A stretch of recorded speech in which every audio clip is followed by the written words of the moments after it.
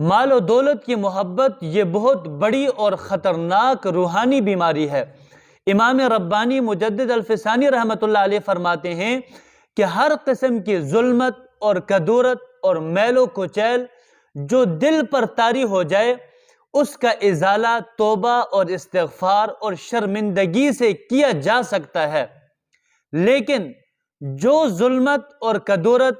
اس کمینی دنیا کی وجہ سے اور اس کی محبت کے راستے سے دل پر طاری ہو جاتی ہے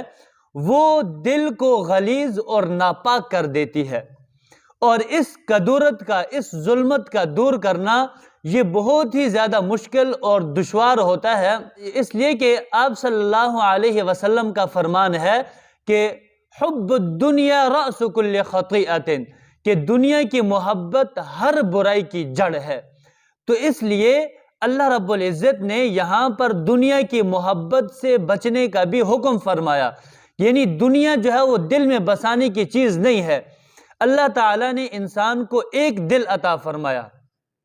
ایک دل عطا فرمایا، اور ایک چیز کے اندر صرف ایک ہی چیز آ سکتی ہے۔ اب دل کے اندر جو ہے وہ نور بھی ہو اور ناپاکی بھی ہو، ایسی بات نہیں ہے، یہ دو چیزیں جمع نہیں ہو سکتی۔ اللہ نے ایک دیا ہے دل،